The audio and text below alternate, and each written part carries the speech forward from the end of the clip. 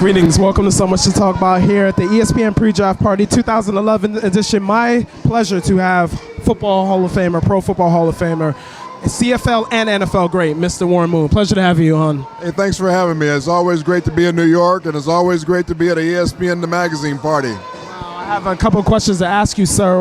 Talk about with Houston, with the Houston Oilers. You spearheaded pretty much a major renaissance of that organization. Talk about how great it was to be able to really execute the run and shoot, as well as to have be able to create a hellacious atmosphere in the Astrodome. Well, that was one of the things that drew me to Houston, is that I wanted to go somewhere where I had a challenge in front of me, and it was an organization that had gone through a 2-14 season before we got there. So it was definitely a rebuilding process, but it really makes you feel good about what you accomplished when you start from the bottom and get to the top, and that's what we were able to do, and makes you feel much more proud of what you accomplished. And you have the most yards in the history of pro football, combining your CFL and NFL yards. Talk about your tenacity and the fact that you kept your self-esteem up and waited for the opportunity to finally start as a quarterback in the NFL. Yeah, it was tough because, when you want to play a position and people are telling you can't, or for whatever reason they might be telling you for, whether it's because of the color of your skin or they don't think you're good enough, in some people it can defeat them, and it can make you want to quit. And other people like myself, it just drove me. It motivated me, and I always played with a chip on my shoulder, just to show all those critics out there that they were wrong, that I could play the game at a high level. And fortunately, I was able to do that with a lot of help from the guys that I played with, no question about it. But that's why I feel so much more proud of what I was able to accomplish, just because of what people thought about me in the beginning.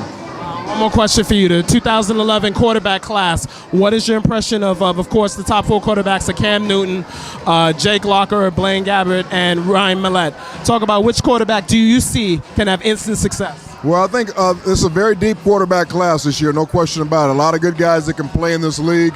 I think, Cam Newton, just because of everything he's accomplished in his young career so far, he's head and shoulders above everybody as far as what he can bring to the table. The guy is tough, he's a competitor, and he's a winner. And I think that's what everybody's looking for to go along with all the physical attributes that he has.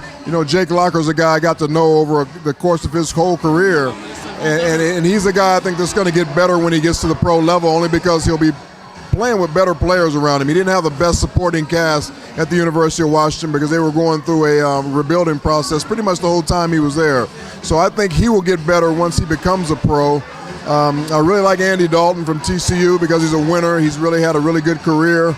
The kid Blaine Gabbert, he's got a lot of physical tools, so he's got a chance. So there's a lot of good quarterbacks in this draft. The kid from Florida State, I think, is Christian Ponder. I think he can be a good quarterback in the right system.